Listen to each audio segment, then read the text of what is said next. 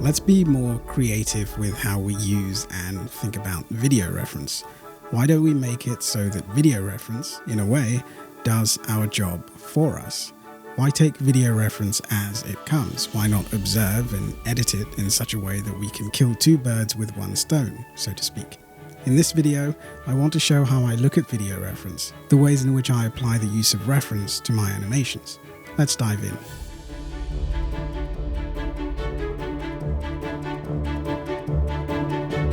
Now, in a video prior to this one, I spoke about how I wanted to try out animation without relying on video reference too much.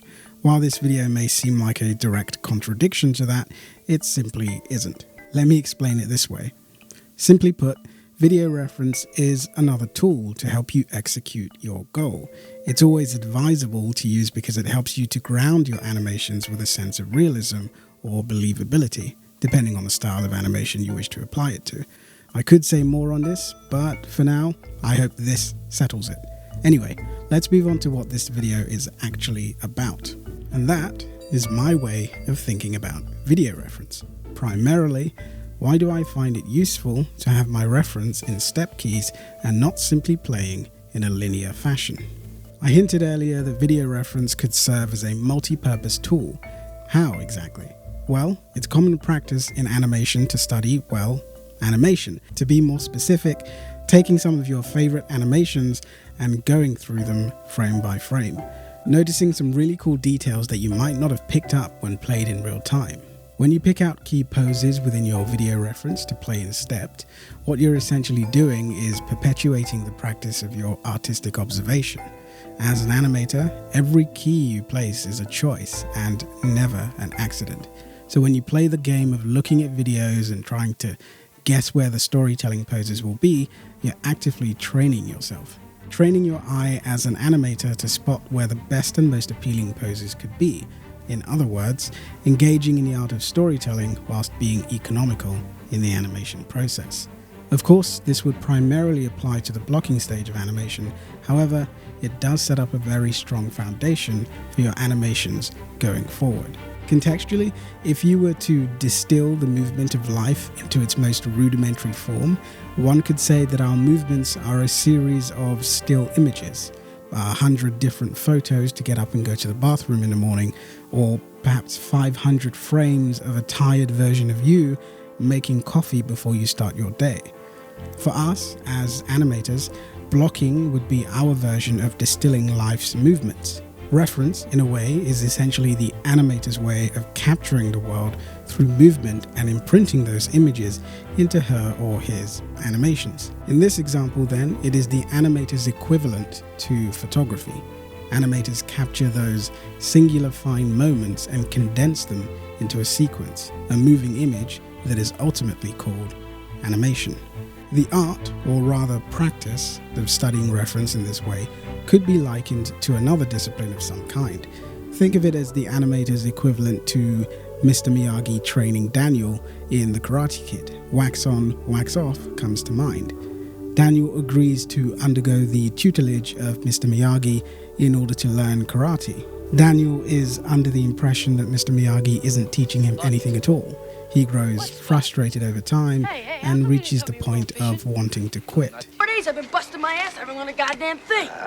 You learned plenty. I learned plenty. I learned how to sand your decks, maybe. I wax your car, paint your house, paint your fence. I learned plenty, right? Not everything is as simple. Oh, bullshit. I'm going home, man.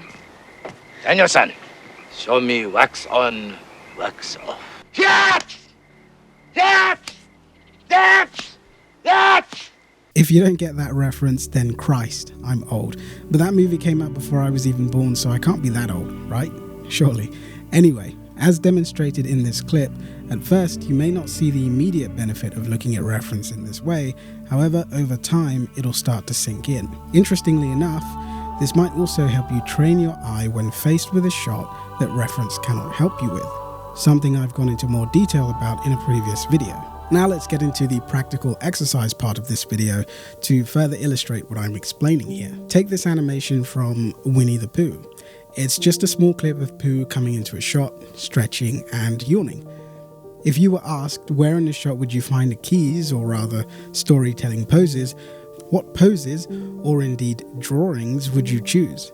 Let's play the clip in its entirety with the audio. Mother, I was having the most wonderful dream. I'm sure, but it's time to wake up. Remember, you have a very important thing to do today. Like what? I'm sure it will come to you. I took this clip and started thinking about where I was going to place my keys, extremes, and possibly even breakdowns. I've gone ahead and chosen the poses that I feel would work in Stepped. Now we can take a look at what I've come up with and see how it matches with the original audio. Mother, I was having the most wonderful dream. I'm sure, but it's time to wake up. Remember, you have a very important thing to do today. Like what? I'm sure it will come to you. Turned out rather nice, right? Remember, this is where we get to take some creative license with our video reference, even if it's reference that we've shot of ourselves acting things out. Cool, right? All I've done here is just taken what I felt were the key moments in the animation and presented them as my storytelling poses.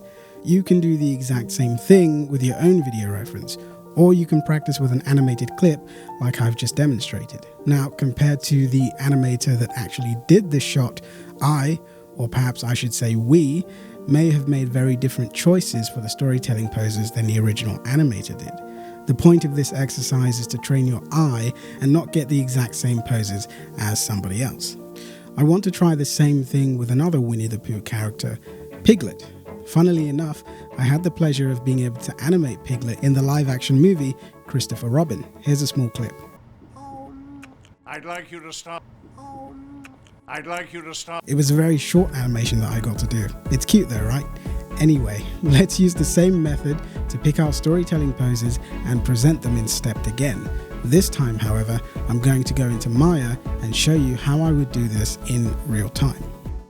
So we're in Maya now, and I'm just going to go ahead and show you the process in real time of how I would take a piece of reference and turn it into step keys and picking out my storytelling poses. So first thing I'm going to do is I'm going to take my audio and I'm going to drag it into Maya here.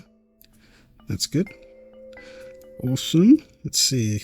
Let's play this back real quick. Oh, at first I thought so, but then I found out. She's very nice. Okay, cool. And then I'm going to go to create a free image plane. I'm going to create that. We're going to hit Control A on the keyboard. We're going to go to the file browser and I'm going to go ahead and paste my location for my images. I'm going to select my first image here. Then we're going to go ahead and get rid of this grid. I'm going to scale a little bit. That's really cool. Okay, so then I'm going to go ahead and use as image sequence. Right click on the purple box, delete expression. Right click again, select key. And I know that my image sequence ends at 144 frames. So let's go to frame 144 right there and type in 144 in the red box there. And then we're going to go into the graph editor. Now we can see our function curve is easing in and easing out, and we don't really want that. What we want to do is we want to make things linear. So I'm going to hit the linear key. If you don't have Animbot, you can easily go into your graph editor and hit the linear key here as well. So let's adjust the timeline so that we end at frame 144. Okay, like that. And then we're going to play through this one time. Actually, you know, I'm actually going to, play through once. Oh, at first I thought so, but then I found out. She's very nice. Really cool. So now we're going to go through and pick out what I feel are the storytelling poses of this shot. So let's go. Let's see here. I like this pose. So I'm going to right click with my function key selected. Right click and insert key. I like that. I like this pose, so I'm going to click on this pose as well. I like this pose as well. So I'm going to click on that, right click and insert key. So I'm going to right click on this as well. And this one. So the goal here is to just practice looking and seeing this kind of stuff and figuring out where are my key poses, where are my extremes, where are my breakdowns. So not everyone's going to come up with the same result, but it's just good practice, really. So let's go through that antic there. I like that. And that double antic there. I'm going to just take these two poses. I'm going to take this one here. It's really good. Sort of overshoot there. I'm going to take this. I think I like that as well. So this is an animated clip that I'm doing it with, but you can also do this with live action, like recording yourself as well. But I'm using this clip just for fun because it's really cool and it's really cute. So let's say this one here. Back down into the settle. I like this one here as well. And then I'm going to go through. I might even speed this up in a time lapse just to make the video a little less long. This is cool. I actually love this. In fact, I'm going to pick both of these. I like this as well.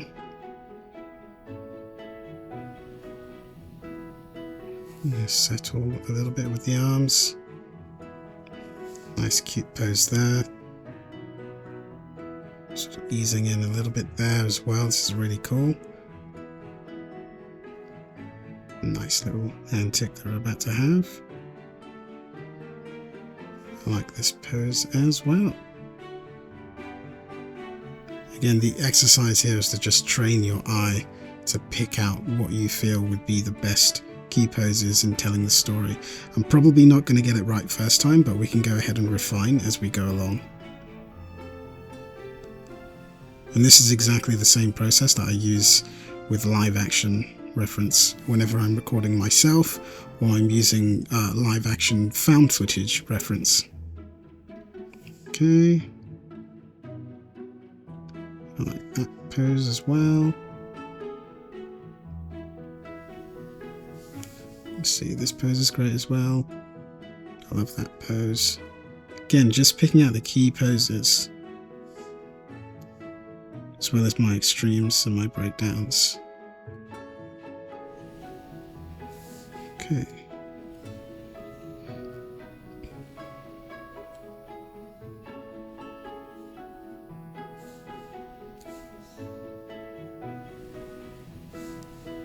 Right, so now I think I'm satisfied with that, and what I'm going to do now is I'm going to turn around and put these into step keys. Again, if you don't have Animbot, you can just go into the graph editor and pick the step keys option up here. So let's go ahead and play through this and see if we get the kinds of poses we want, the rudimentary poses that tell the story. Let's see what we get.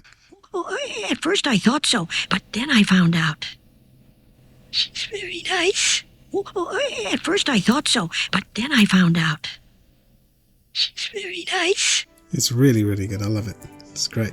So that's how I would go about doing this. And the idea again is to just find your key storytelling poses and figure out what are the keys, what are the drawings that help tell the story. So as this is playing in the background,